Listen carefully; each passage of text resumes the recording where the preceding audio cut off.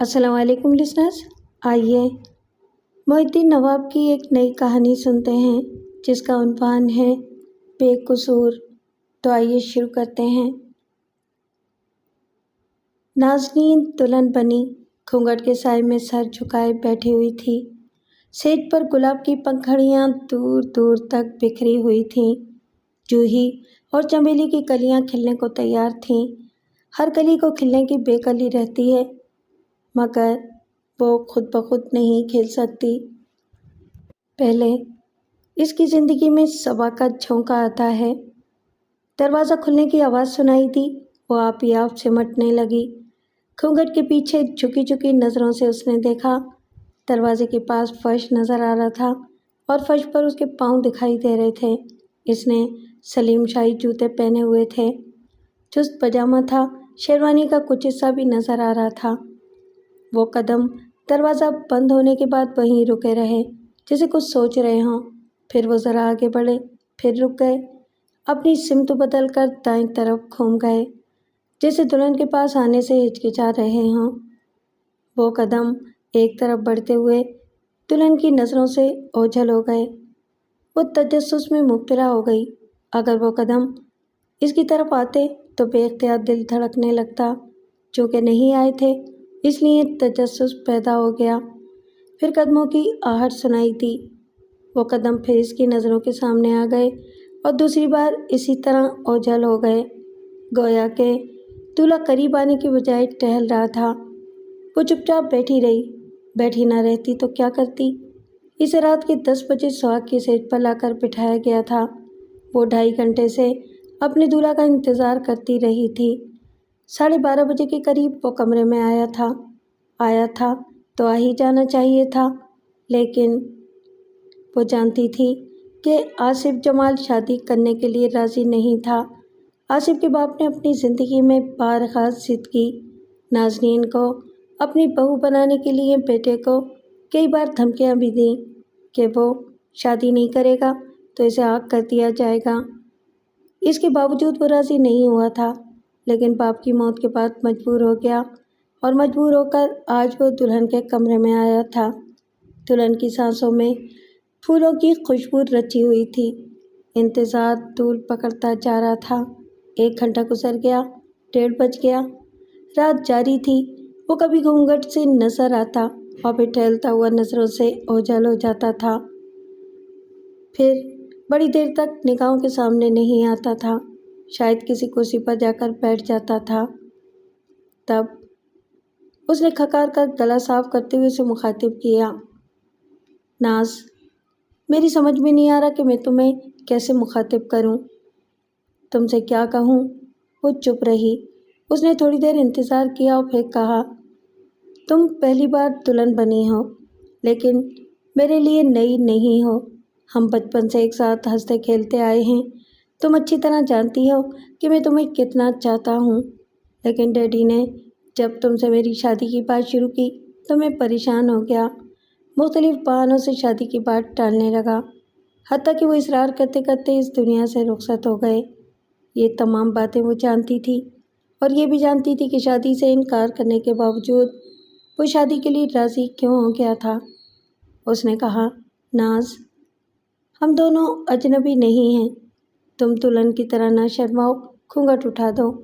दुनिया वालों ने हमारा निकाह पढ़वा दिया है, लेकिन हमारे लिए आज की रात बहुत ही अहम फैसले की रात है।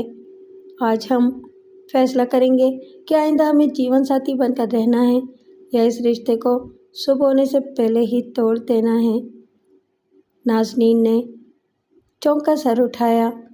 बरसों के बाद सुहागन बनने का सपना पूरा हुआ था। अब ये सुहाग ख़त्म कर दिया जाए, ये बात वो गवारा नहीं कर सकती थी। एक सुहागन के लिए ये बात गाली से कम नहीं थी। उसने बड़ी आहिस्तगी से घूंघट उठा दिया, लेकिन उसकी तरफ पुश्त किए बैठी रही। फिर उसने आहिस्तगी से कहा, ये रिश्ता मरते दम तक नहीं टूटेगा। आपके डैडी के एहसानात मुझ पर इतने ज़्यादा हैं कि मैं हर हाल में आपके साथ ज़िंदगी गुजारने के लिए तैयार हूँ। मैं वो बदनसीब हूँ जिसने अपने माँ बाप की सूरत नहीं देखी। होश संभाला तो आपके डैडी के साए में परवरिश पा रही थी। انہوں نے میرے پیدا ہوتے ہی میرے ابو کو زبان دی تھی کہ مجھے اپنی بہو بنائیں گے۔ آج وہ اس دنیا میں نہیں ہیں، پر ان کی آرزو پوری ہو گئی ہے۔ آپ اس رشتے کو توڑنے کی بات نہ کریں۔ آصف نے طنزیہ انداز میں کہا۔ ٹیڈی نے زبردستی یہ آرزو پوری کرائی ہے۔ انہوں نے سمجھ لیا تھا کہ ٹیڈی انگلی سے گھی نکلے گا، اسی لیے انہوں نے وصیت میں یہ شرط عائد کر دی کہ تم سے شادی نہیں ہوگی تو میں تمام دولت اور جائیداد کا مالک نہیں بن سکوں گا۔ شادی نہ کرنے کی صورت میں مجھے صرف ماہانہ اخراجات ملیں گے اور میں ماہانہ خیرات پر زندہ نہیں رہ سکوں گا۔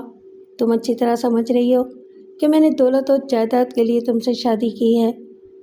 میں سب سمجھتی ہوں، لیکن میرے لیے یہی بات باعث اطمینان ہے کہ میں نے آپ کے ڈیڈی اور اپنے محسن کی آرزو پوری کر دی ہے۔ بے شک تم احسان فراموش نہیں ہو۔ ڈیڈی کی خاطر تم میرا ایک اور ظلم برداشت کر لو گی۔ اس نے پریشان ہو کر پوچھا، کیسا ظلم؟ ہم میاں بیوی کی حیثیت سے دنیا والوں کے سامنے زندگی گزاریں گے، لیکن تنہائی میں اجنبی بن کر رہیں گے۔ ہمارا ایک دوسرے سے کوئی تعلق، کوئی رشتہ نہیں ہوگا۔ یہ ایسی بات تھی جس پر ایک نئی نویلی دلہن کھل کر کچھ نہیں کہہ سکتی تھی۔ پھر بھی اس نے بڑی شائستگی سے، بڑی آہستگی سے کہا، مجھے سزا دینے سے پہلے میرا قصور تو بتا دیجیے۔ تمہارا کوئی قصور نہیں ہے، یہ میری اپنی مجبوری ہے۔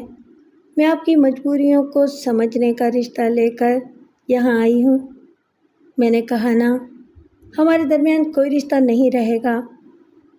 میں دنیا والوں سے کیا کہوں گی؟ کچھ کہنے کی ضرورت نہیں ہے، وہ ہمیں میاں بیوی سمجھتے ہیں اور سمجھتے رہیں گے۔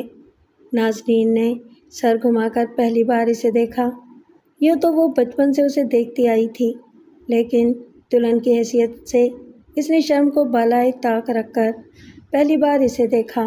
وہ پلنگ کے سرانے والی میز کی دراز کھول کر ایک چھوٹی سی شیشی نکال رہا تھا۔ پھر اس نے اس میں سے ایک گولی نکالی۔ وہاں مٹھائی کی پلیٹ رکھی ہوئی تھی۔ شیشے کا ایک جگ دودھ سے بھرا ہوا تھا، دوسرا جگ پانی سے بھرا ہوا تھا۔ اس نے ایک گلاس میں پانی انڈیلا اور پھر ایک گولی الگ سے نیچے اتار لی۔ 2 گھونٹ پانی پینے کے بعد اس نے کچھ سوچا۔ اس کے بعد دوسری گولی بھی الگ سے اتار لی، پانی پیا۔ اس کے بعد بستر پر آ کر بیٹھ گیا۔ نازنین ایک طرف سمٹ گئی۔ وہ بستر پر لیٹ گیا، دوسری طرف منہ پھیر کر آنکھیں بند کیں، پھر جیسے سو گیا۔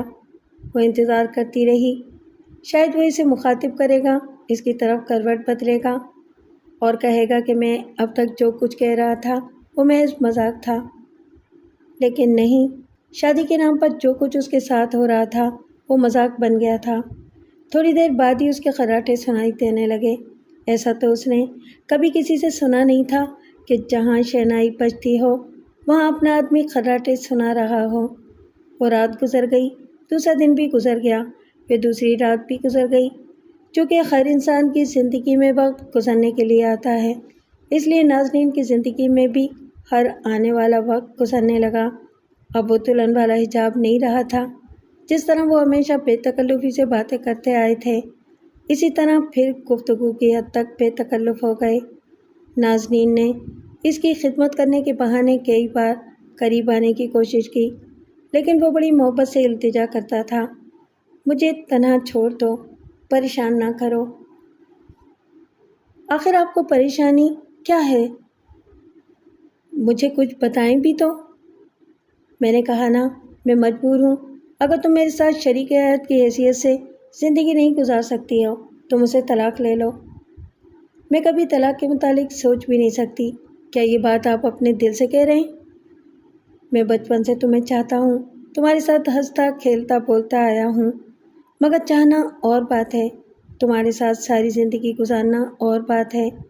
زندگی گزرے گی تو ایسے ہی جیسے اب گزر رہی ہے۔ کیا میں آپ سے الگ ہو جاؤں، آپ کو چھوڑ کر چلی جاؤں تو آپ کی بدنامی نہیں ہوگی؟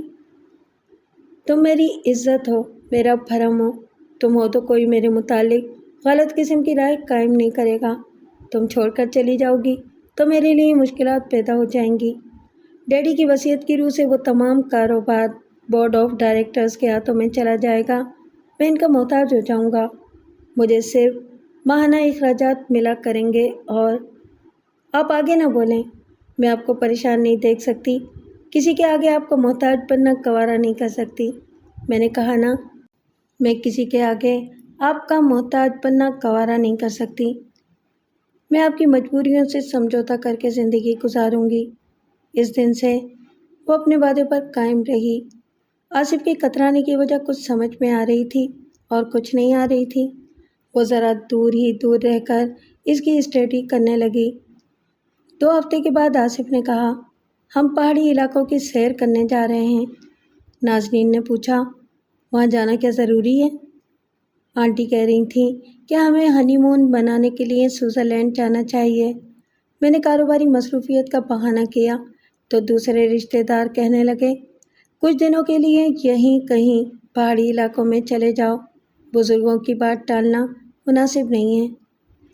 وہ بیزار ہو کر بولی، یہ رشتہ دار کب تک ہمارے سروں پر مسلط رہیں گے؟ تمہیں کیا اعتراض ہے؟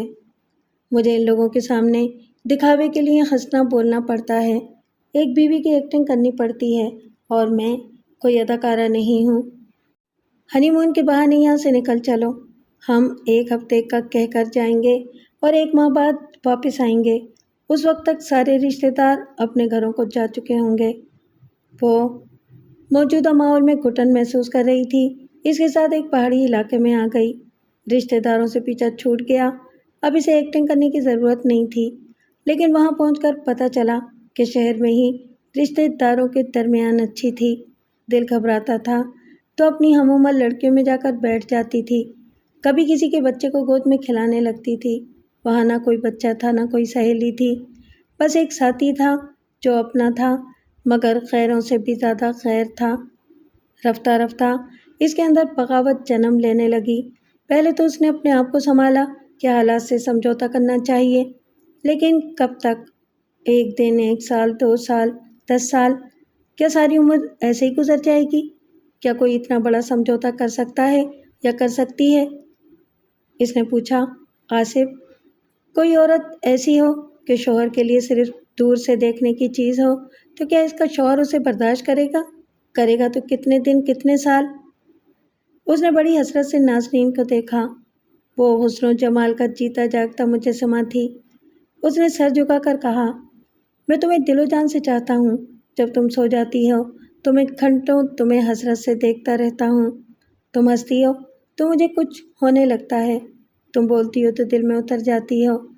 وہ سرد آب بھر کر نظریں چرانے لگا۔ نازنین نے کہا، آپ نے میرے سوال کا جواب نہیں دیا۔ مرد ہو یا عورت، اگر وہ صرف دیکھنے کی چیز ہو تو اسے ہمدردی سے، محبت سے اور افسوس کے ساتھ دیکھا جا سکتا ہے، لیکن مصلحتاً ایسا ہو سکتا ہے۔ ہم دونوں کی عزت، ہم دونوں کی خوشحالی اسی میں ہے کہ ہم اس رشتے کو دنیا والوں کے سامنے قائم رکھیں۔ وہ مصلحت کیا ہے؟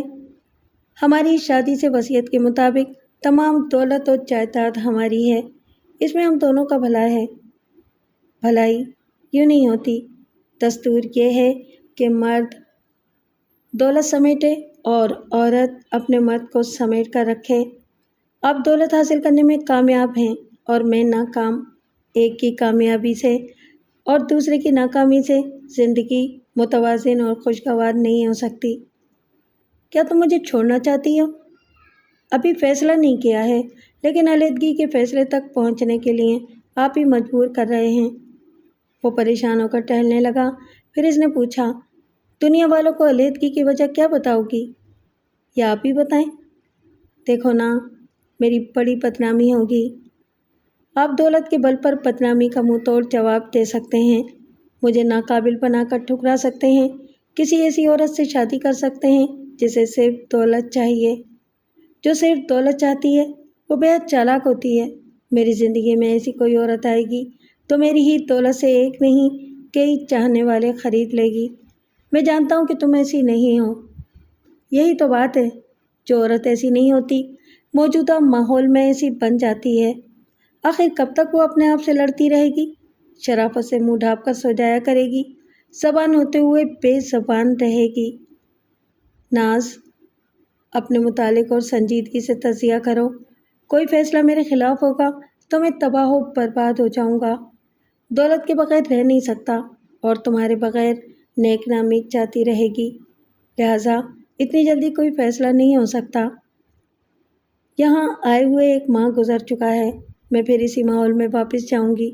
مجھے رشتہ داروں کے سامنے جبراً ہنسنا بولنا پڑے گا۔ اب وہاں کوئی نہیں ہوگا، صرف نوکر چاکر ہوں گے۔ نوکروں کے سامنے بھی تو بھرم رکھنا پڑتا ہے۔ اب یہ ہو نہیں سکتا کہ ڈیٹی کے زمانے کے پرانے ملازموں کو نکال دیا جائے اور ہم دونوں اتنی بڑی کوٹھی میں تنہا رہیں۔ نوکروں کی تو بہرحال ضرورت پیش آتی رہتی ہے۔ میں ملازمین کے بغیر گزارا کر سکتی ہوں، خود پکاؤں گی، کھاؤں گی، کھلاؤں گی، آپ کی خدمت کروں گی، مگر ہمارے درمیان کسی تیسرے کی موجودگی مجھے گوارا نہیں ہے۔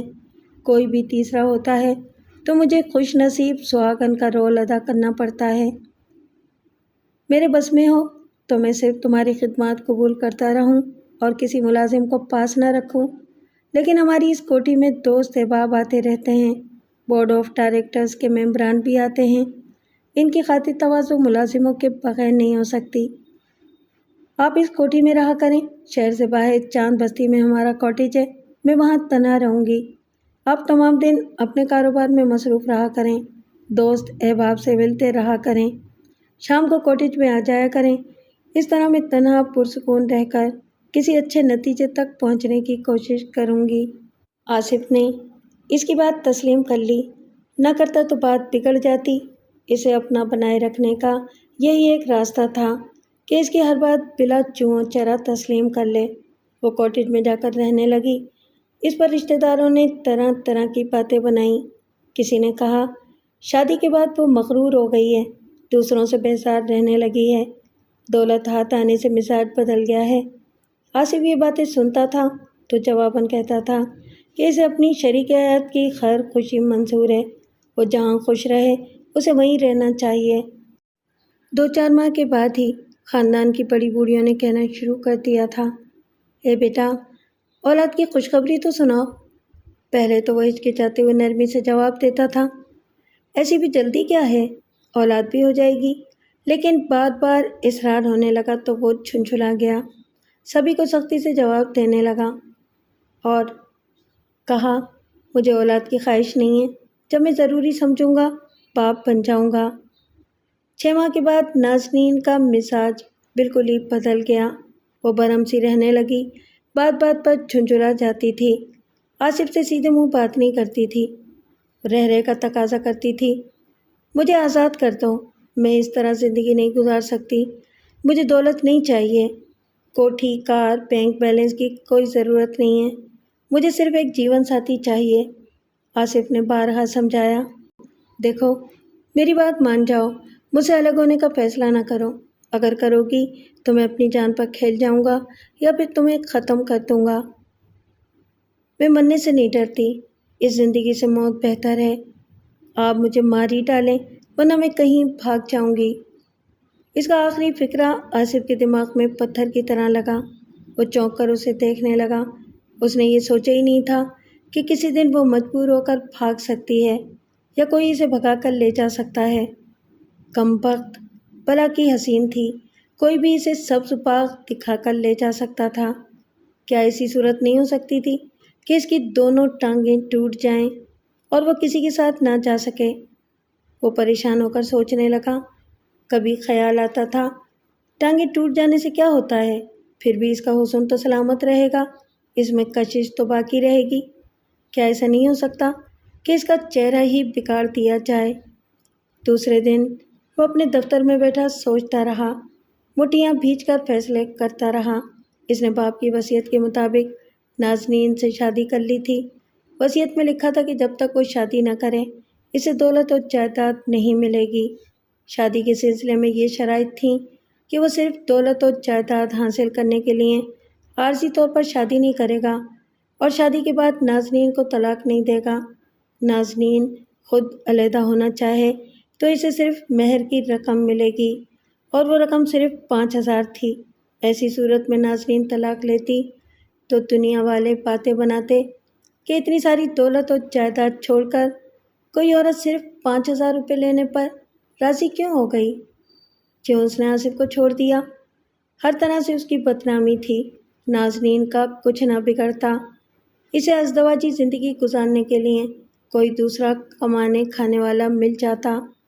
وصیت میں یہ نہیں لکھا تھا کہ نازنین اگر مر جائے یا کسی حادثے کا شکار ہو جائے یا اسے کوئی اغوا کر کے لے جائے تو ایسی صورت میں آصف جائیداد سے محروم ہو جائے گا یا نہیں۔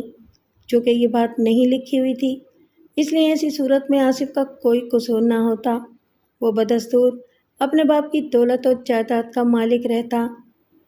حقیقتاً اس کے سوچنے سے نازنین نہ تو مر سکتی تھی اور نہ حادثے کا شکار ہو سکتی تھی، نہ ہی کوئی اسے بھگا کر لے جا سکتا تھا۔ وہ تو خود اپنی مرضی سے طلاق لے کر شادی کرتی، تب دوست احباب اور خاندان والے اس بات کے منتظر رہتے کہ وہ دوسری شادی کرے گا یا نہیں کرے گا، تو اولاد کہاں سے ہوگی، اور اولاد نہیں ہوگی تو اس کے بعد اتنی دولت اور جائیداد کا وارث کون ہوگا۔ یہ دنیاوی جھمیلے ایسے تھے کہ وہ ہر طرح سے گرفت میں آتا، کسی کو مطمئن نہیں کر سکتا۔ مطمئن کرنے کی بس یہی ایک صورت رہ گئی تھی کہ نازنین بدستور اس کی شریک حیات رہے۔ اسے اپنے ساتھ باندھے رکھنے کی یہی صورت نظر آئی کہ اس کی صورت بگڑ جائے، اور اس طرح بگڑے کہ کوئی اس کی طرف مائل نہ ہو، وہ کسی کو اپنے حسن سے لبھا نہ سکے، لوگ اسے دیکھتے ہی حقارت سے منہ پھیر لیں، کوئی اسے نہیں پوچھے گا تو وہ اپنے شوہر کے ہی قدموں میں پڑی رہے گی۔ وہ کھڑا ہو گیا، بات اچھی طرح سمجھ میں آ گئی تھی۔ یہ ارادہ مستحکم ہو گیا کہ آج ہی رات کو تیزاب کے ذریعے اس کا چہرہ بگاڑ دیا جائے، جو کام کل ہونا ہے وہ آج ہو جائے، ورنہ آج کل کے پھیر میں عورت ہاتھ سے نکل جائے گی۔ رات کی تاریکی پھیل چکی تھی۔ نازنین کاٹیج کے برآمدے میں کھڑی دور دور تک دیکھ رہی تھی۔ 7 بجے تک آصف شہر سے واپس آ جاتا تھا۔ شہر سے کاٹیج تک کا فاصلہ صرف 20 میل کا تھا، اور وہ کار کے ذریعے فاصلہ پون گھنٹے میں آرام سے طے کر لیتا تھا۔ کاٹیج کے سامنے ایک چھوٹی سی جھیل تھی، آس پاس خوبصورت باغیچہ تھا۔ جھیل کے اطراف دور تک کچے پکے مکانات تھے، اچھی خاصی آبادی تھی۔ وہ کاٹیج میں تنہا رہتی تھی لیکن اسے ڈر نہیں لگتا تھا۔ اس نے گھڑی دیکھی، 8 بجنے والے تھے۔ پہلی بار آج آصف نے آنے میں اتنی دیر لگا دی تھی۔ دور سے ہی اس کی کار نظر آ جاتی تھی، لیکن اس وقت وہ دور دور تک نظر نہیں آ رہی تھی۔ وہ کاٹیج کے اندر آ گئی۔ چولہے پر سالن چڑھا ہوا تھا۔ وہ گھر کا کام خود ہی کرتی تھی، پکانا، برتن دھونا، کپڑے دھونا، گھر کی صفائی کرنا، باغیچے کی دیکھ بھال کرنا، غرض یہ کہ زیادہ سے زیادہ مصروف رہ کر خود کو بہلاتی رہتی تھی۔ اس نے سالن کی ہانڈی اتار کر چولہے پر توا چڑھا دیا، پھر گرما گرم روٹیاں تیار کرنے لگی۔ اسے یقین تھا کہ آصف آتا ہی ہوگا۔ انتظار کرنے والی آنکھیں یہ نہیں جانتی تھیں کہ ہمیشہ دوست بن کر آنے والا کبھی دشمن بن کر بھی آ سکتا ہے۔ روٹیاں تیار ہو گئیں۔ اس نے چولہے کو بجھا دیا۔ اسی وقت پورے کاٹیج میں اندھیرا چھا گیا۔ پہلے تو اس نے یہی سمجھا کہ بجلی گئی ہے، پھر یہ خیال غلط نکلا۔ کچن کی کھڑکی کے باہر دور، بہت دور، مکانوں کی کھڑکیاں اور دروازے روشن نظر آ رہے تھے، وہاں بجلی کی روشنی تھی۔ تب خیال آیا کہ مین سوئچ میں کوئی گڑبڑ ہے، موم بتی جلا کر دیکھنا چاہیے۔ وہ اندھیرے میں راستہ ٹٹولتی ہوئی کچن سے نکل کر اپنی خوابگاہ کی طرف جانے لگی۔ موم بتیاں وہیں تھیں۔ کچن سے نکلتے ہی وہ تاریکی میں کسی سے ٹکرا گئی۔ پہلے تو سہم گئی، پھر بولی، کون؟ آصف تم ہو؟ اس کی بات ختم ہوتے ہی کسی نے اس کے منہ پر ہاتھ رکھا۔ وہ لڑکھڑائی، پیچھے کی طرف گئی اور ایک دیوار سے جا کر لگ گئی۔ موٹے، سخت اور کھردرے ہاتھ منہ کو اس طرح دبوچے ہوئے تھے کہ سانس رکتی ہوئی سی لگ رہی تھی۔ کوئی قداور شخص تھا، ایسا لگ رہا تھا جیسے اس پر کوئی پہاڑ آ پڑا ہو۔ اس لمحے نازنین کی عجیب حالت تھی، وہ خوف سے تھر تھر کانپ رہی تھی۔ کسی کی پتھر جیسی سخت کھردری سرگوشی سنائی دی، خبردار، منہ سے آواز نہ نکالنا ورنہ گلا گھونٹ کر مار ڈالوں گا۔ وہ بھلا کیا آواز نکالتی، اس کا منہ تو سختی سے دبا دیا گیا تھا۔ اس نے خود کو آزاد کرنے کے لیے اپنا ہاتھ بڑھا کر اس کے ایک ہاتھ کو تھام لیا تاکہ اسے اپنے منہ پر سے ہٹا سکے۔ تب پتہ چلا کہ جارحانہ انداز اختیار کرنے والے کی کلائی میں خط کڑی ہے، یقیناً وہ کوئی مفرور مجرم تھا۔ اس نے خود آ کر پوچھا، यहाँ तुम्हारे साथ और कौन रहता है? वो जवाब न दे सकी, मुंह बंद था। इसने सर हिलाया तो उसने मुंह पर से हाथ हटाते ही इसकी गर्दन दबोच ली, लेकिन इस हद तक ढील दी कि वो कोई जवाब दे सके। तब उसने कहा, अभी तो मैं तन्हा हूँ, यहाँ अपने शौहर के साथ रहती हूँ, वो अभी शहर से आने वाले हैं। तुम शहर से बाहर इस कॉटेज में तन्हा अपने शौहर का इंतज़ार कर रही हो? अगर ये रोज़ का मामूल है तो यकीनन तुमने अपनी हिफाजत के लिए रिवॉल्वर या पिस्तौल रखा होगा। मेरे पास ऐसा कोई हथियार नहीं है। वो गर्दन पर अपनी गिरफ्त ज़रा सख्त करते हुए बोला, झूठ मत बोलो, मुझे हथियार की ज़रूरत है, बोलो दोगी या नहीं? वो फंसी फंसी सी आवाज़ में बोली, मैं कसम खाकर कहती हूँ कि मेरे पास हथियार नहीं है, किचन में सिर्फ एक चाकू है। तुम्हारे आदमी के पास रिवॉल्वर होगा, वो भी कोई हथियार नहीं रखते। अगरचे हम लोग बेइंतहा दौलतमंद हैं, लेकिन हमारी दौलत, हमारा कीमती सामान सब शहर की कोठी में है। यहाँ हम ज़्यादा से ज़्यादा 2-4 हज़ार रुपये रखते हैं। मैं कीमती ज़ेवरात नहीं पहनती, इसलिए ऐसी कोई चीज़ नहीं है जिसकी हिफाजत के लिए हम रिवॉल्वर वगैरह पास रखें। मैं भी चोर नहीं हूँ, कातिल हूँ। मालो ज़र के लिए तुम्हें कत्ल नहीं करूँगा, सिर्फ थोड़ी देर के लिए पनाह चाहता हूँ। भूखा हूँ, रोटी खाना चाहता हूँ। मैं तुम्हें रोटियाँ भी खिलाऊँगी और पनाह भी दूँगी। बकवास मत करो, तुम तो कह चुकी हो कि तुम्हारा शौहर आने वाला है। मैं यहाँ ठहरकर ख़तरा मोल लेना नहीं चाहता। मेरे साथ किचन में चलो, मैं खाने का सामान लेकर चला जाऊँगा। मैं अंधेरे में कुछ नहीं कर सकती, मोमबत्ती तो जलाने दो। मैंने मेन स्विच ऑफ कर दिया था। वादा करो कि रोशनी होते ही शोर नहीं मचाओगी, दरवाजे अंदर से बंद कर दोगी तो? मैं वादा करती हूँ, तुम जैसा कहोगे वैसा ही करूँगी। वो उसका बाजू पकड़कर अंधेरे में खींचता हुआ उधर ले गया जिधर से खुद अंधेरे में आया था। थोड़ी देर बाद रोशनी हो गई। रोशनी होते ही वो नाज़नीन को जल्दी से खींचता हुआ कमरे के अंदर आया और दरवाजे को बंद कर दिया। फिर खिड़कियों को देखने लगा, वो अंदर से बंद थीं। वो चुपचाप इसे देख रही थी। इसके दोनों हाथों की कलाइयों में हथकड़ी के कंगन थे। वो एक कंगन एक जंजीर से मुंसलिक थे और जंजीर तकरीबन 1 फीट की थी, जिसके बाइस वो आसानी से अपने हाथों को हरकत दे सकता था। नाज़नीन ने सोचा था वो कोई भयानक चेहरे वाला मुजरिम होगा, लेकिन रोशनी में कोई भी उसे देखकर उससे डरना नहीं चाहेगा। वो ज़्यादा खूबसूरत तो नहीं था, मगर चेहरे पर मर्दान की कूट कर भरी हुई थी। कदावर भी था। अजनबी ने सरगोशी में डांट कर कहा, तुम मुझे इस तरह क्या देख रही हो? जल्दी किचन में चलो। वो पलटकर चलने लगी। अजनबी इसका पीछा करता हुआ किचन में आया। नाज़नीन ने रोटियों का छापा उसके सामने रखते हुए कहा, ये रोटियां हैं और वो सालन की हांडी है। सालन कैसे लेके जाओगे? इसने झपट कर रोटियों को उठाया, हांडी के ढक्कन को एक तरफ फेंकते हुए इसी हांडी में रोटियां डबोकर बड़े बड़े लुक़्मे मुंह में भरने लगा और जल्दी जल्दी चबाने लगा। सालन गर्म था, लुक़्मे बड़े बड़े थे, फिर भी वो इसे खा रहा था जैसे कई दिन का भूखा हो। वो इसे एकटुक देखे जा रही थी। लग रहा था कि पहली बार किसी आदमी को देख रही हो। वो इंसान था मगर दरिंदा लग रहा था। मगर इसने चंद लुक़्मे जल्दी जल्दी चबा कर खाए। इसी वक्त बैरूनी दरवाजे पर दस्तक सुनाई दी। नाज़नीन ने आहिस्तगी से कहा, शायद मेरे शौहर आ गए हैं। इसने चौंक कर किचन के दरवाजे की तरफ देखा, फिर पलटकर पिछले दरवाजे की तरफ गया। इसे खोला, रोटियों को एक हाथ में लिया, दूसरे हाथ से सालन की हांडी उठाई। नाज़नीन ने कहा, शायद तुम भागना चाहते हो, मुझ पर भरोसा करो। कॉटेज में कई कमरे हैं, मैं तुम्हें छुपा दूंगी, अपने शौहर से कुछ नहीं कहूँगी।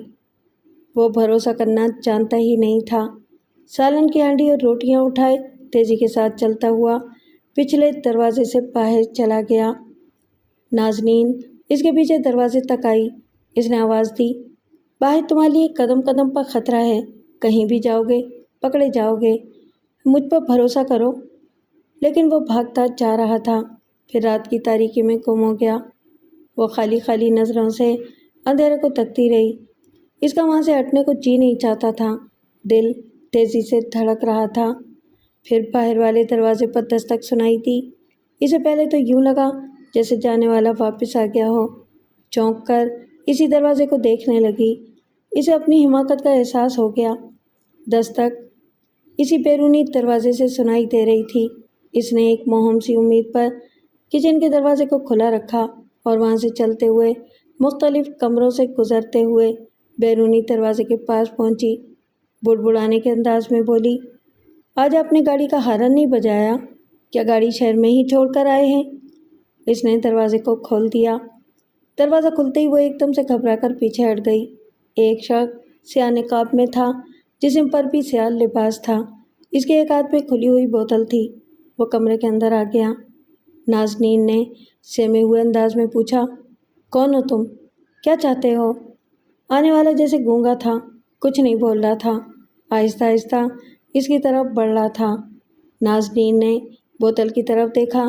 اس کی سمجھ میں یہی بات آئی کہ بوتل سے وہ اس پر حملہ کرنا چاہتا ہے۔ اس خیال کے ساتھ ہی وہ اچھل کر ایک طرف چلی گئی۔ وہ عین وقت پر اپنی جگہ سے ہٹ گئی تھی کیونکہ بوتل سے سیال مادہ پھینکا گیا تھا۔ سیال مادہ کھڑکی کے پردے پر آ کر گرا اور پردے کا اتنا حصہ گلتا چلا گیا۔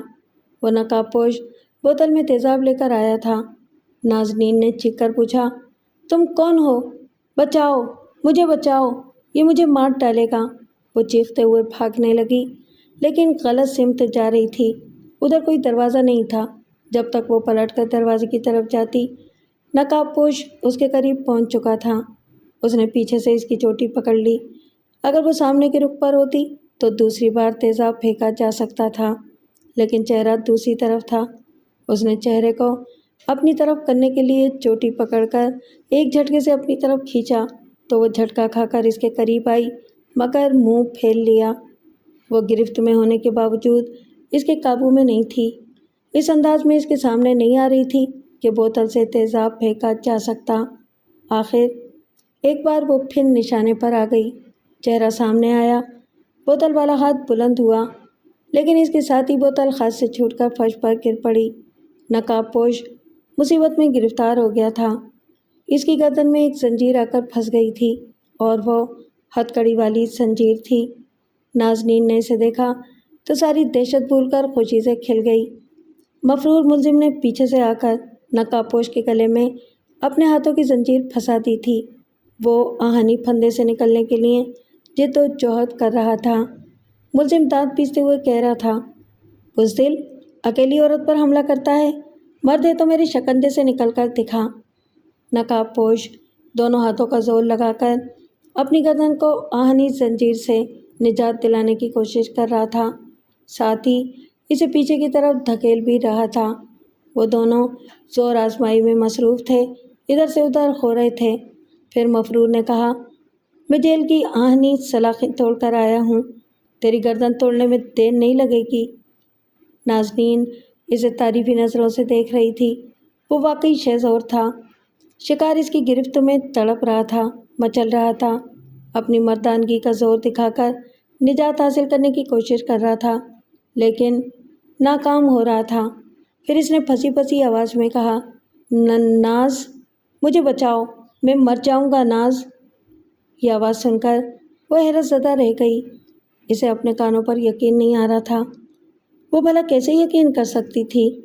جو زندگی کا ساتھی تھا، جو اس کا محافظ تھا، وہی نقاب پوش بن کر اسے مارنے آیا تھا۔ اس نے دوبارہ التجا کی، مجھے بچاؤ ناز۔ نازنین نے چیخ کر کہا، انہیں چھوڑ دو، یہ میرے شوہر ہیں۔ اس بار مفرور نے حیرت زدہ ہو کر نازنین کو دیکھا، پھر اس نقاب پوش کو دیکھتے ہوئے کہا، تعجب ہے؟ ہمارے ہاں تو عورتیں پردہ کرتی ہیں، کیا تمہارا شوہر نقاب پہن کر شہر سے آیا کرتا ہے؟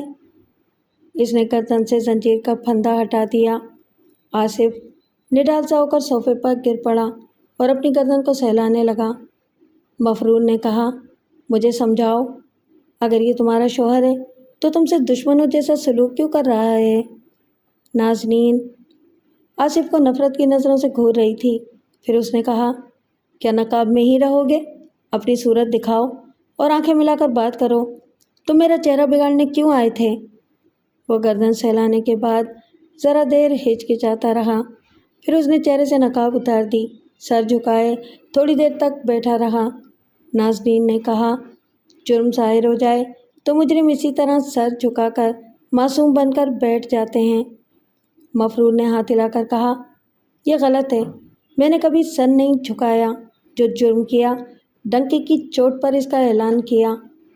ناظرین نے اسے پھر تعریفی نظروں سے مسکرا کر دیکھا، لیکن اس کی نظریں جب اپنے شوہر پر گئیں تو بدل گئیں۔ وہ اسے حقارت سے دیکھنے لگی۔ تم میرے جیون ساتھی ہو، میرے قانونی محافظ ہو، اور یہ تمہارے سامنے ایک مفرور ملزم ہے۔ تم میرا چہرہ بگاڑنے آئے تھے اور اس نے مجھے بگڑنے سے بچا لیا۔ تم میں شریف کون ہے اور بدمعاش کون ہے؟ اس نے سر اٹھا کر ناظرین کو دیکھا، پھر کہا، کبھی کبھی بدمعاشی کے پیچھے بے انتہا محبت چھپی ہوتی ہے۔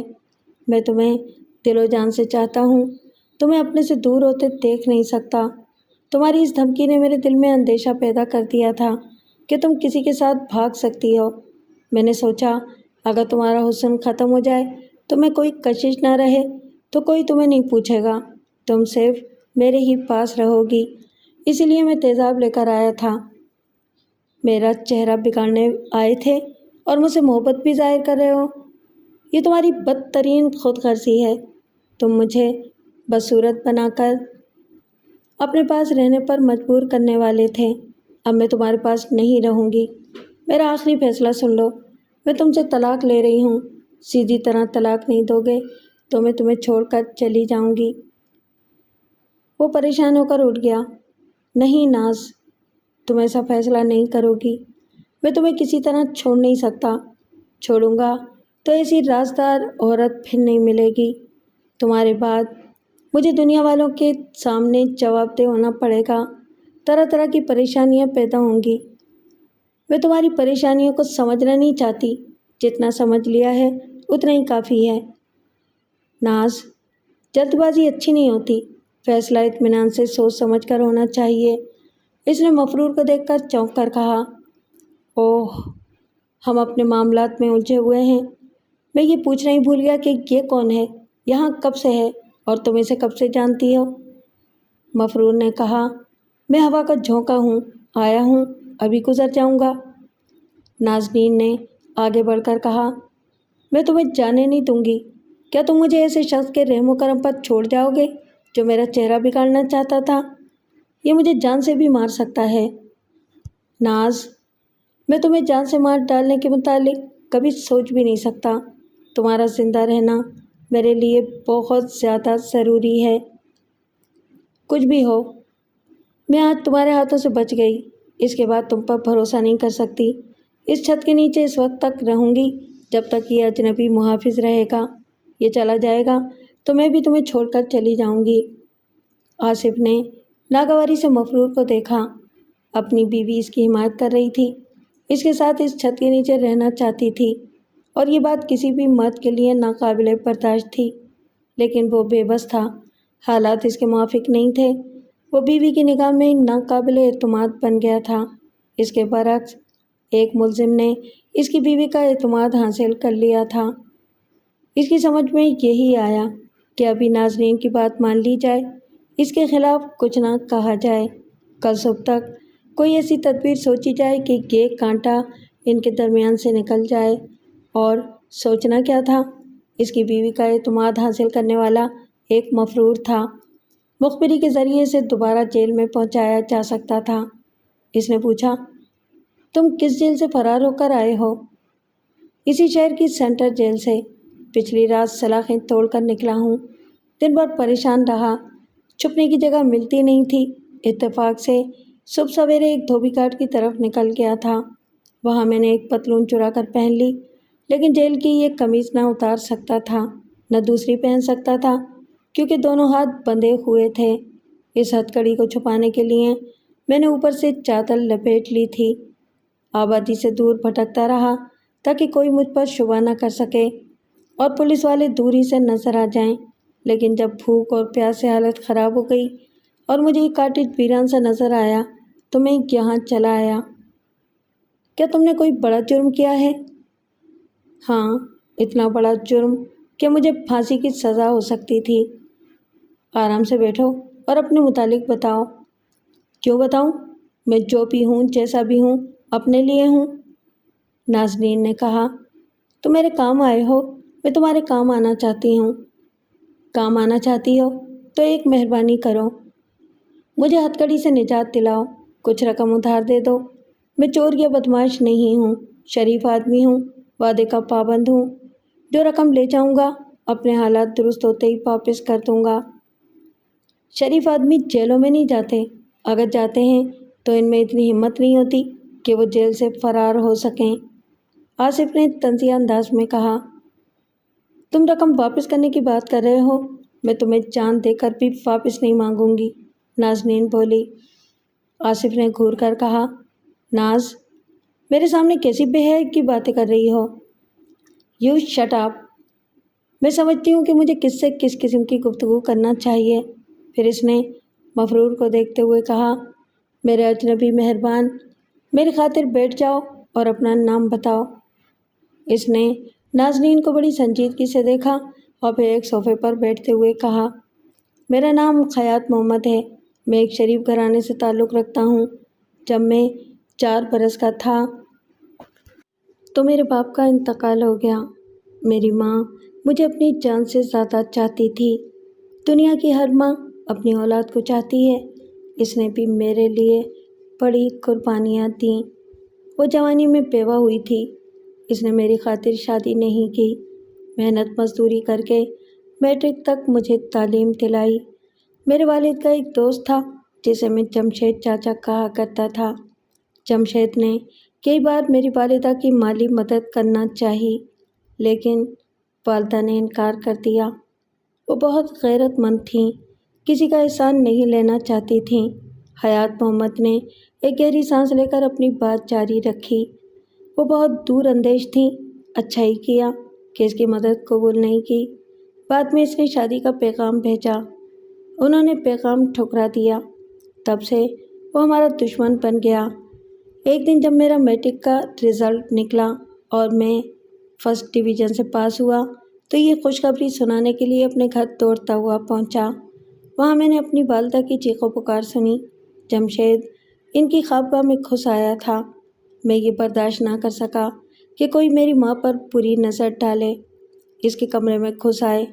یہ میرے لیے مر جانے کی بات تھی، لیکن میں نے اسے مار ڈالا۔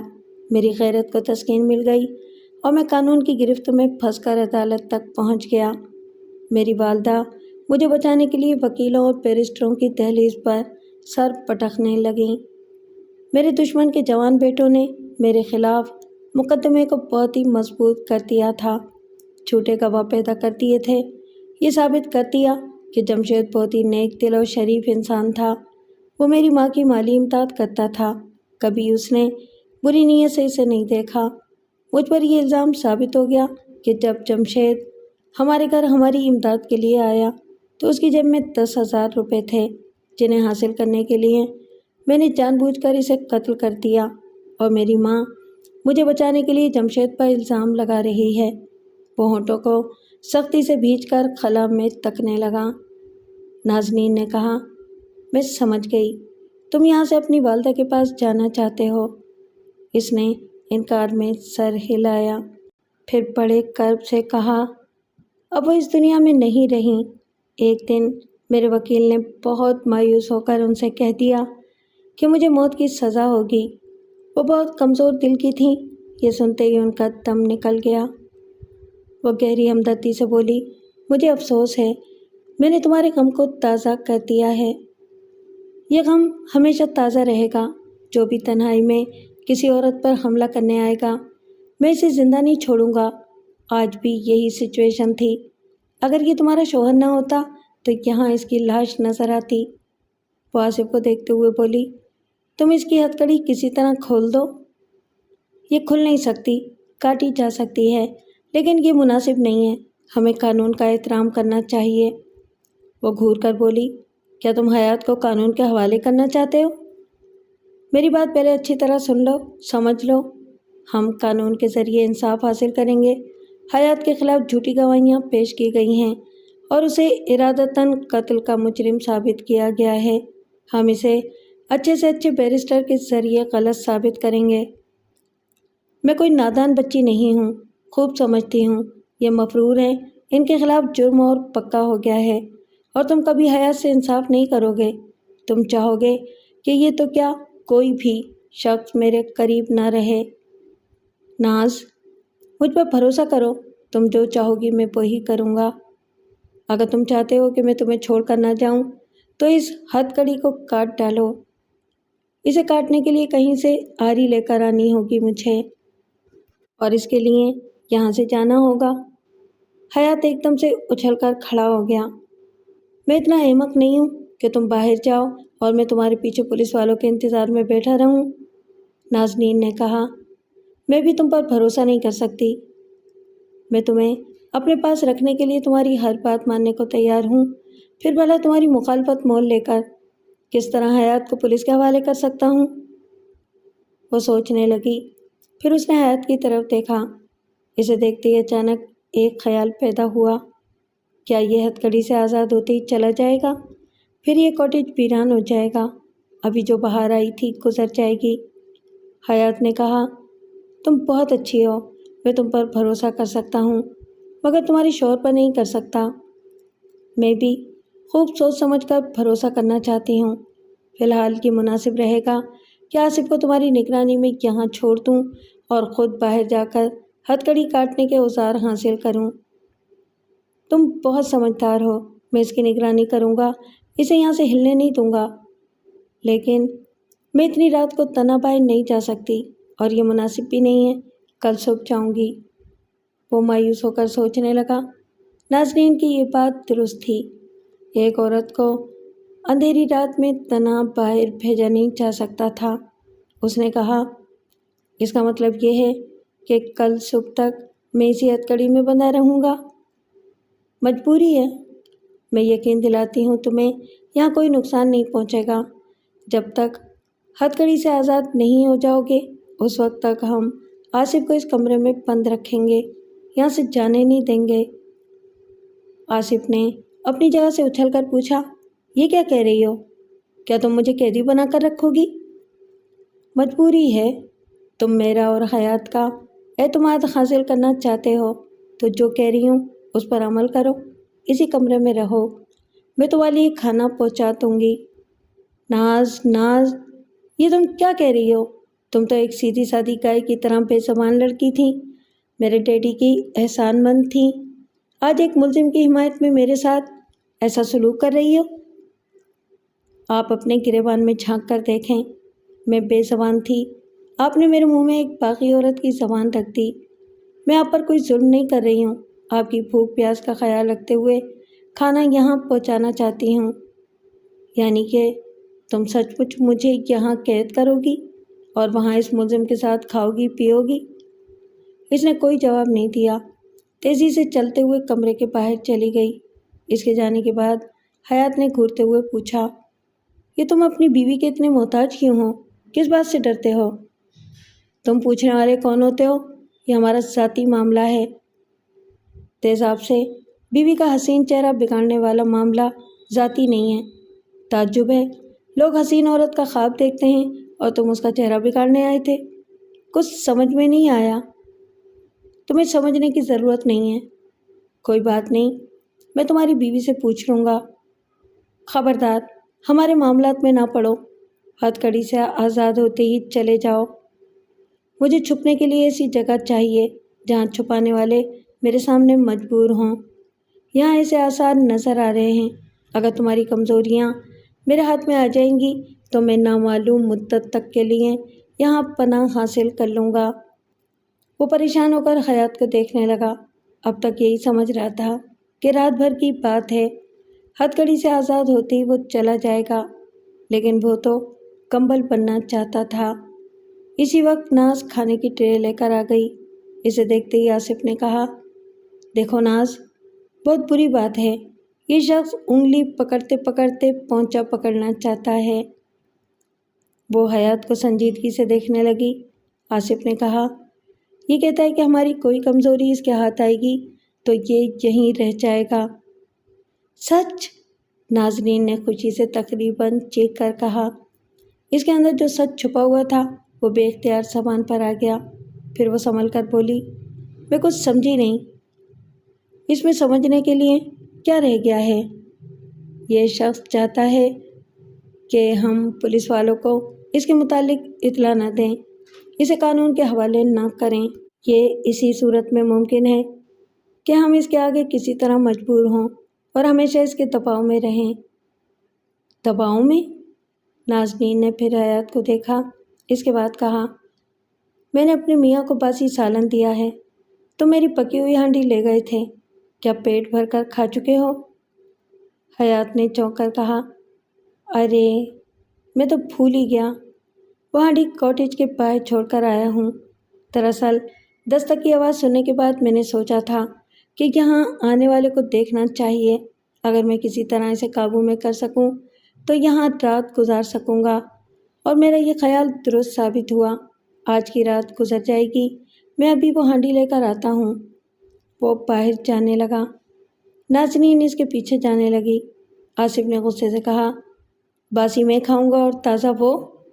نازنین نے دروازے کے پاس رک کر پھر پلٹ کر کہا، یہ اپنے اپنے نصیب کی بات ہے۔ اس نے کمرے سے نکل کر دروازے کو باہر سے بند کر دیا۔ آصف کے جی میں آئی کہ کھانے کی ٹرے اٹھا کر پھینک دے، پھر خیال آیا وہ بھی غصہ دکھائے گی، ہاتھ سے نکل جائے گی۔ اس وقت صبر و تحمل سے کام لینا چاہیے اور کوئی اچھی تدبیر سوچنا چاہیے۔ وہ کھانے کو ہاتھ نہ لگا سکا، ایسے میں بھوک کیا لگتی؟ کمرے میں ٹہلتے ہوئے سوچنے لگا۔ کبھی کبھی وہ دروازے کے پاس جاتا تھا، کان لگا کر سنتا تھا، آخر وہ کہاں گئی ہے، کیا کر رہی ہے، کیا اس کے ساتھ باتیں کر رہی ہے؟ لیکن کچھ سنائی نہیں دے رہا تھا۔ ایک خیال دل میں آیا، کہیں وہ ملزم کے ساتھ یہاں سے چلی نہ گئی ہو۔ پھر اس نے اس خیال کی تردید کی، وہ ہتھکڑی سے بندھا ہوا ہے، جب تک اسے نجات نہیں ملے گی وہ یہاں سے جا کر خود قانون کی نظروں میں آ جائے گی۔ وہ نادان نہیں ہے، خوب سوچ سمجھ کر کوئی قدم اٹھائے گی۔ وہ دروازے کے پاس سے ہٹ کر پھر ٹہلنے لگا۔ اس کے اندر بڑی بے چینی تھی۔ دماغ نے کہا، شاید وہ اس ملزم کو اپنی آپ بیتی سنا رہی ہے۔ اگر ایسا کر رہی ہے تو بہت حماقت کر رہی ہے، کسی کو رازدار نہیں بنایا جا سکتا۔ اس نے اس دروازے کی طرف دیکھا جس کے دوسری طرف نازنین کا بیڈ روم تھا۔ ان دونوں میاں بیوی کے درمیان ایک دیوار تھی اور ایک درمیانی دروازہ تھا جو ہمیشہ بند رہتا تھا۔ وہ اس دروازے کے پاس آ کر کھڑا ہو گیا، کان لگا کر سننے لگا، لیکن ساتھ والی خوابگاہ میں بھی گہری خاموشی تھی۔ معلوم ہوتا تھا نازنین وہاں نہیں ہے۔ اس نے آواز دی، ناز، ناز تم یہاں کیا موجود ہو؟ اسے جواب نہیں ملا، شاید وہ کچن میں تھی یا کسی دوسرے کمرے میں۔ اس نے دروازے کے پاس سے ہٹ کر اوپر روشن دان کی طرف دیکھا۔ اس دیوار سے ایک میز لگی ہوئی تھی۔ اس نے ایک کرسی اٹھائی، اسے ایک میز کے اوپر رکھا، پھر اسی کرسی پر چڑھ کر دوسری طرف نازنین کی خوابگاہ میں جھانکنے لگا۔ وہاں کا کچھ حصہ نظر آ رہا تھا، ادھر گہری خاموشی تھی۔ اس نے آواز دی، کوئی جواب نہیں ملا۔ یوں بھی اندازہ ہو رہا تھا کہ کوئی موجود نہیں ہے۔ وہ خود کو تسلیاں دیتا ہوا کرسی اور میز سے اتر گیا۔ اسے تقدیر کا کھیل کہتے ہیں۔ جو مفرور ملزم تھا، جو ہتھکڑی میں تھا، وہ آزاد تھا، اور جسے آزاد رہنا چاہیے تھا وہ ایک کمرے میں قید ہو کر رہ گیا تھا۔ اسے پھر غصہ آنے لگا۔ اسی وقت گہری خاموشی ٹوٹ گئی۔ ڈرائنگ روم سے گانے کی آواز سنائی دے رہی تھی۔ ریکارڈ پلیئر سے خوشی کا ایک نغمہ ابھر رہا تھا۔ اب سے پہلے نازنین اس ریکارڈ پلیئر پر غمگین اور اداس، مایوس کرنے والے نغمے سنا کرتی تھی۔ ان نغموں سے اس کے دلی جذبات کا اظہار ہوتا تھا۔ آج نغمے کی دھن بدل گئی تھی۔ کیوں بدل گئی تھی؟ اس کی بے چینی پھر بڑھ گئی۔ وہ پھر ادھر سے ادھر ٹہلنے لگا۔ ٹہلنے سے زیادہ وہ پاؤں فرش پر پٹکتا جا رہا تھا۔ آرام سے بیٹھ کر سوچنا، سمجھنا اور دماغ کو کام میں لانا بھول گیا تھا۔ بڑی دیر بعد اسے نازنین کے کہے کی آواز سنائی دی۔ وہ ایک دم سے چونک گیا۔ ایک دم اسے یاد آیا کہ شادی کے بعد اس نے نازنین کی ہنسی نہیں سنی تھی۔ آج پہلی بار اس کی رس بھری ترنم ریز ہنسی سنائی دے رہی تھی۔ وہ لپک کر دروازے کے پاس آیا، پھر اسے پیٹنے لگا۔ دروازہ کھولو ناز، دروازہ کھولو۔ ہنسی تھم گئی تھی، گانے کی آواز بھی رک گئی تھی۔ پھر دروازے کی دوسری طرف اس کی آواز سنائی دی، کیا بات ہے، کیوں چیخ رہے ہو؟ دروازہ کھولو، میں تم سے بات کرنا چاہتا ہوں۔ بات کرنے کے لیے زندگی پڑی ہے، جاؤ آرام سے سو جاؤ، کھانا تم کھا چکے ہوگے۔ تم ایک بدمعاش کے ساتھ وہاں آزاد گھوم رہی ہو، یہاں میں آرام سے سو جاؤں؟ بکواس مت کرو۔ بکواس آپ کر رہے ہیں، جس عورت پر بھروسہ نہیں کر سکتے اسے بیوی بنا کر کیوں رکھا ہے؟ آج رات بھر سوچتے رہیں مجھ پر بھروسہ کر سکتے ہیں کہ نہیں، اگر نہیں تو میں خود بھروسے کی اس دیوار کو گرا دوں گی۔ تم دروازہ کھولو، میں ضروری باتیں کرنا چاہتا ہوں۔ اسے جواب نہیں ملا۔ اس نے بار بار آوازیں دیں، پھر دروازے کو پیٹنا شروع کیا۔ اس بار اس کی آواز سنائی دی، میں آخری بار کہتی ہوں، اگر اب آپ نے پریشان کیا، دروازے کو یوں پیٹنا شروع کیا تو میں اس کے ساتھ ہی چلی جاؤں گی۔ اس کے جاتے ہوئے قدموں کی آواز سنائی دی۔ وہ دروازے کو پیٹنے کی پھر جرأت نہ کر سکا۔ عورت کو بے لگام ہونے کا موقع مل رہا ہو تو اس کی بات مان کر ہی اسے لگام دی جا سکتی ہے۔ وہ اسے بچپن سے جانتا تھا۔ وہ ایک شرمیلی سی لڑکی تھی، نہایت نیک اور سیدھی سادی تھی۔ اس نے آصف کے سوا کبھی کسی سے کھل کر بات نہیں کی تھی۔ کوئی غیر مرد کوٹھی میں آتا تھا تو وہ دوسرے کمرے میں چلی جاتی تھی۔ وہ دروازے کے پاس سے ہٹ گیا۔ اسے یقین تھا وہ اپنی آنکھ میں جل کر مر سکتی ہے، لیکن بے حیا نہیں بن سکتی۔ آج وہ جس رویے کا اظہار کر رہی تھی وہ محض اس کی جھنجھلاہٹ تھی۔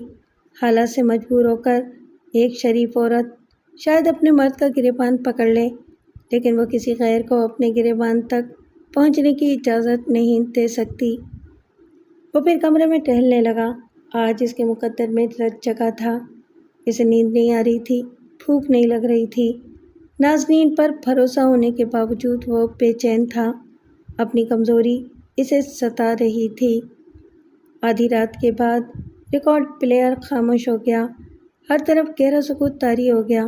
اس کے ساتھ ہی تجسس بڑھ گیا۔ وہ سر اٹھا کر کان لگا کر چاروں طرف کی آوازیں سننے کی کوشش کرنے لگا۔ آوازیں ہوتی تو سنائی دیتی۔ وہ پھر اس دروازے کی طرف گیا جس کے دوسری طرف نازنین کی خوابگاہ تھی۔ اس نے کان لگا کر سنا، پھر چونک گیا۔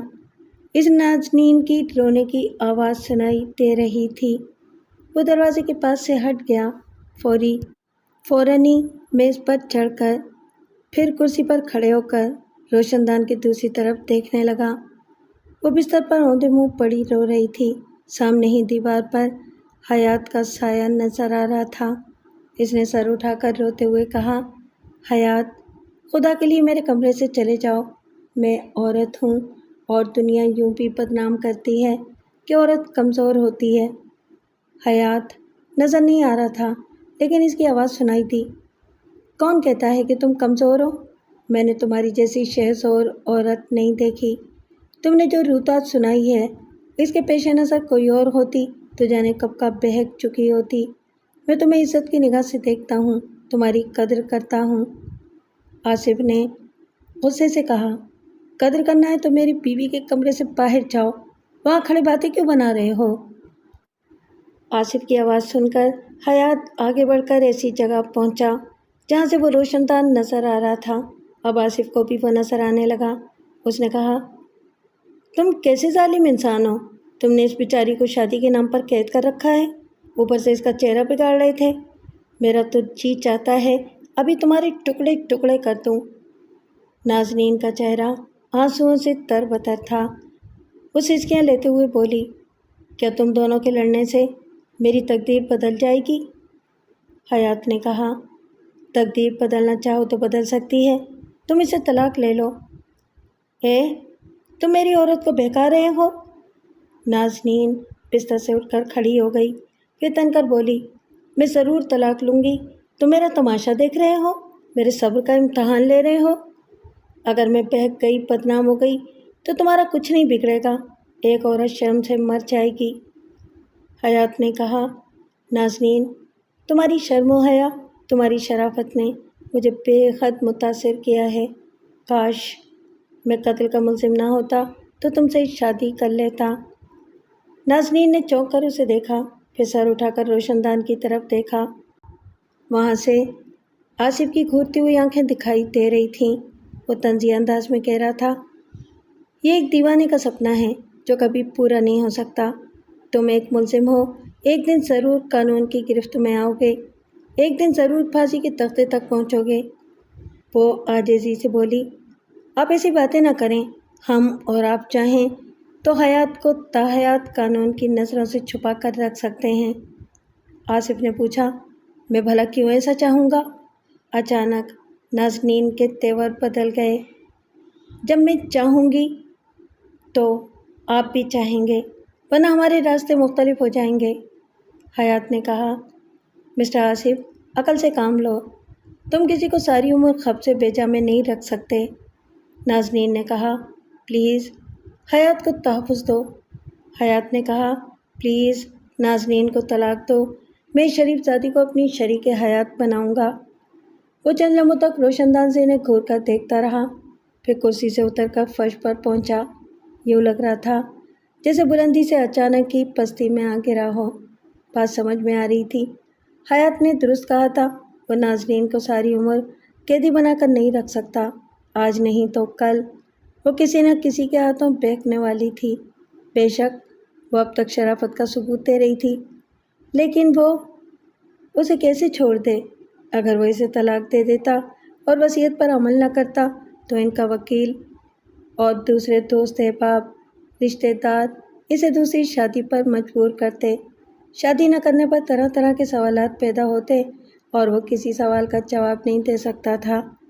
رات گزرتی جا رہی تھی، دماغ سوچ سوچ کر تھک رہا تھا، کوئی راستہ سجائی نہیں دے رہا تھا۔ تقدیر تھی کہ نازنین کا ساتھ دے رہی تھی، اگر چہرہ بگڑ جاتا تو یہ ساری دشواریاں ختم ہو جاتی، کوئی مسئلہ سر نہ اٹھاتا، وہ اسی کے قدموں میں پڑی رہتی۔ اس کے کمرے کا دروازہ کھل گیا، اس نے پلٹ کر دیکھا، نازنین سر جھکائے کھڑی ہوئی تھی، اس کی آنکھیں ابھی تک بھیگی ہوئی تھیں۔ وہ آہستہ آہستہ چلتی ہوئی اس کے قریب آئی۔ آصف ایک صوفے پر بیٹھ گیا، نازنین اس کے سامنے فرش پر بیٹھ گئی، اس کے پاؤں پکڑ کر عاجزی سے بولی، مجھے طلاق دے دیجیے، میرا خیال کیجیے، نہیں تو میں مر جاؤں گی۔ آصف نے اسے گہری نظروں سے دیکھا۔ ابھی تھوڑی دیر پہلے وہ باغی ہو گئی تھی، ایک ملزم کا ساتھ دیتے ہوئے اس نے کمرے میں اسے قید کر دیا تھا۔ وہ چاہتی تو اپنی منمانی کر سکتی تھی، اس کے اعتماد کو ٹھیس پہنچا سکتی تھی۔ بے شک وہ کڑی آزمائشوں میں بھی شرافت کا ثبوت دے رہی تھی۔ وہ ایک گہری سانس لے کر بولی، میں آپ کی مجبوریوں کو سمجھ رہی ہوں، آپ دنیا والوں کا خیال کرتے ہیں، اپنے ڈیڈی کی دولت و جائیداد سے محروم ہونا نہیں چاہتے۔ کیا ایسا نہیں ہو سکتا کہ آپ مجھے چپ چاپ طلاق دے دیں؟ میں کسی سے نہیں کہوں گی، یہ طلاق کا معاملہ راز میں رہے گا۔ وہ اپنی ٹھوڑی کھجاتے ہوئے سوچنے لگا۔ نازنین اسے سوالیہ نظروں سے دیکھنے لگی، پھر اس نے کہا، میں چند شرائط پیش کر رہا ہوں، اگر تحریری طور پر اسے قبول کر لو گی اور حیات بھی اسے تسلیم کر لے گا تو میں تمہیں طلاق دے دوں گا۔ وہ جلدی سے بولی، میں آپ کی ہر شرط ماننے کو تیار ہوں، بس اتنا چاہتی ہوں کہ مجھے مذہبی اور قانونی طور پر حیات کی شریک حیات بننے کا موقع دیں۔ میری پہلی شرط یہ ہے کہ طلاق تحریری نہیں، زبانی دوں گا، اور زبانی طلاق ہو جایا کرتی ہے، مجھے منظور ہے۔ اور میری دوسری شرط یہ ہے کہ تمہارا اور حیات کا نکاح نامہ میری تحویل میں رہے گا، تم میری مرضی کے خلاف کبھی خود کو کسی اور کی شریک حیات ثابت نہیں کر سکو گی۔ میں ایک جائز ازدواجی زندگی گزارنا چاہتی ہوں، اس لیے آپ کی یہ شرط بھی مجھے منظور ہے۔ تم ایک ہفتے میں صرف 24 گھنٹے کے لیے اس کاٹیج میں آ کر رہو گی، باقی دن میرے ساتھ شہر میں رہا کرو گی۔ وہ نظریں جھکا کر بولی، 24 گھنٹے بہت کم ہیں، میں احتیاطاً ایسا کر رہا ہوں، اگر بار بار تم حیا سے آ کر ملو گی اور دنیا والوں نے دیکھ لیا تو سارا بھید کھل جائے گا، میری بھی بدنامی ہوگی، تمہاری بھی ہوگی، اور وہ بھی پکڑا جائے گا۔ میں اس شرط پر پابندی قبول کر لوں گی کہ آپ حیات کا تحفظ کریں گے، اسے صحیح معنوں میں پناہ دیں گے۔ اگر کبھی وہ قانون کی گرفت میں آئے گا تو میں آپ کی دشمن بن جاؤں گی۔ پھر میں اس راز کو راز نہیں رکھوں گی۔ خود کو حیات کی منقوہ ثابت نہ کر سکی تو آپ سے دنیا والوں کے سامنے کھل کر طلاق کا مطالبہ کروں گی۔ یہ تمہاری بیجا شرط ہے۔ اگر حیات کبھی اپنی حماقت کی وجہ سے قانون کی گرفت میں آئے گا تو میں کیا کر سکوں گا؟ ہرگز نہیں۔ وہ محتاط رہے گا، میں بھی محتاط رہوں گی۔ کبھی اس پر کوئی مصیبت آئے گی تو محض آپ کی دشمنی یا رقابت کی وجہ سے۔ اس لیے میں آپ کو بھی پابند کرنا چاہتی ہوں۔ آپ اسے تسلیم نہیں کریں گے تو بات نہیں بنے گی۔ وہ ایک گہری سانس لے کر بولا، مجھے منظور ہے۔ پکے کاغذ پر تحریری معاہدہ ہو گیا۔ معاہدے کے بعد ناسرین کوٹے سے باہر گئی، پھر 1 گھنٹے بعد ہتھکڑی کاٹنے کے اوزار لے کر آ گئی۔ آصف نے کہا، میں ہتھکڑی کاٹنے سے پہلے حیات کی چند تصویریں اتاروں گا تاکہ یہ ریکارڈ رہے۔ کیا تحریری معاہدہ کافی نہیں ہے؟ تصویریں کیوں اتارنا چاہتے ہو؟ آصف نے کہا، انسان مسرت بھرے لمحات میں گزری ہوئی مصیبتوں کو بھول جاتا ہے۔ میں چاہتا ہوں حیات اس ہتھکڑی کو یاد رکھے۔ وہ مختلف زاویوں سے اس کی تصویریں اتارنے لگا۔ حیات نے کہا، میں ہتھکڑی کو بھول نہیں سکتا۔ تصویر ہو یا نہ ہو، یہ حقیقت ختم نہیں ہوگی کہ میرے سر پر قانون کی تلوار لٹک رہی ہے۔ آصف نے اس کی دائیں کلائی کی ہتھکڑی کو آری سے کاٹتے ہوئے کہا، ہم تینوں کے الگ الگ مفادات ہیں اور ہمارے مفادات ایک دوسرے سے وابستہ ہیں۔ ہم میں سے کوئی بھی کسی کے اعتماد کو دھوکہ دے گا تو تینوں مصیبت میں گرفتار ہو جائیں گے۔ میری مصیبت یہ ہے کہ میں اپنی سوسائٹی میں بدنام نہیں ہونا چاہتا۔ نازنین کسی وقت بھی مجھے بدنام کر سکتی ہے۔ حیات نے کہا، میری زندگی تم دونوں کے رحم و کرم پر ہے۔ جب تک میں نازنین کا وفادار شوہر اور تمہارا قابل اعتماد دوست بن کر رہوں گا، اس وقت تک پھانسی کا پھندا مجھ سے دور رہے گا۔ نازنین نے ایک سرد آہ بھر کر کہا، آئندہ میں ایسی دلہن بننے والی ہوں جسے اپنے دولہا کے سر پر سہرا نہیں بلکہ گلے میں پھانسی کا پھندا نظر آتا رہے گا۔ میں اپنی سہاگ کی سلامتی کے لیے آصف کی ہر بات مانتی رہوں گی۔ ایک طرف کی ہتھکڑی کٹ گئی۔ حیات نے آری لے کر دوسرے ہاتھ کی ہتھکڑی کو کاٹتے ہوئے کہا، آصف، اب تم نازنین کو آزاد کر دو۔ نازنین نے سر جھکا لیا، سر پر آنچل رکھ لیا۔ آصف نے بڑی سنجیدگی سے اور گہری اداسی سے کہا، یہ مرحلہ بڑا کٹھن ہے۔ تم میرے ڈیڈی کی آرزو کے مطابق میری شریک حیات بن کر میری زندگی میں آئیں، لیکن میں خود کو تمہارا اہل ثابت نہ کر سکا۔ اس نے ایک ہاتھ سے سر کو تھام لیا اور پھر کہا، تم صرف شریک حیاتی نہیں، میرے بچپن کی ساتھی بھی ہو۔ تمہیں چھوڑتے ہوئے دل دکھ رہا ہے۔ ایسا لگتا ہے میری سب سے قیمتی چیز مجھ سے چھینی جا رہی ہے۔ نازنین نے سر جھکا کر دھیمی آواز میں کہا، حالات نے ہمیں مجبور کر دیا ہے۔ میں نے بچپن سے آپ کے گھر کا نمک کھایا ہے۔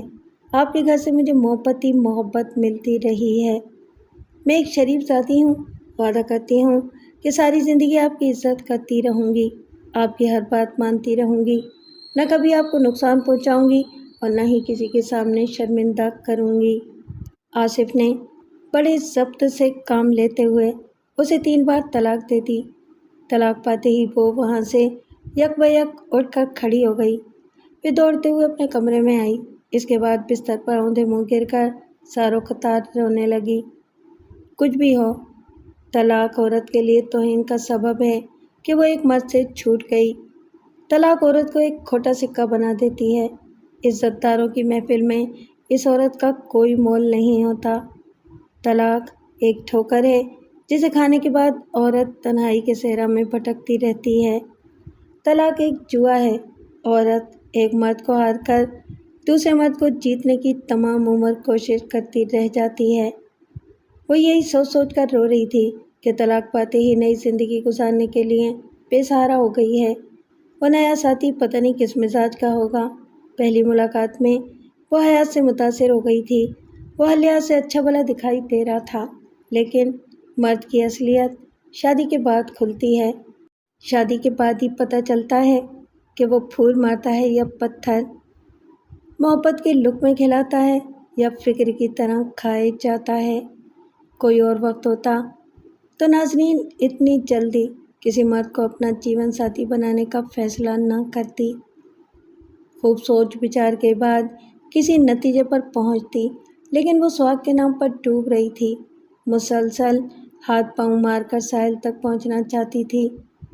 ڈوبنے والی کو سہاری کے لیے جو بھی دن کام ملا اس نے اسے قبول کر لیا۔ 3 ماہ بعد اس کی دوسری شادی ہونے والی تھی۔ وہ عدت کے دن گزارنے لگی۔ اس دوران حیات اپنا حلیہ بدلنے لگا۔ اس نے مختصر سی داڑھی رکھ لی، اس کے سر کے بال بڑے تھے چھوٹے کر لیے، بالوں کا رنگ سنہرا تھا انہیں سیاہ کر لیا، اس کی آنکھیں نیلی تھیں، آئی لینس کے ذریعے وہ آنکھیں بھی سیاہ ہو گئیں۔ اس حد تک وہ بدل گیا کہ دور سے پہچانا نہیں جا سکتا تھا۔ قانون کے محافظ تیز اور ٹٹولتی ہوئی نظر رکھتے ہیں، لیکن وہ بھی سرسری طور پر پہچان نہیں سکتے۔ کسی کو پہچاننے کے لیے بدلے ہوئے چہرے کا تجزیہ کرنا پڑتا ہے، توجہ دینی پڑتی ہے، اصلی اور تبدیل شدہ چیزوں کا موازنہ کرنا پڑتا ہے، اور ابھی وہ وقت نہیں آیا تھا۔ تقریباً 1 ہفتے بعد پولیس کی ایک جماعت ادھر آئی تھی۔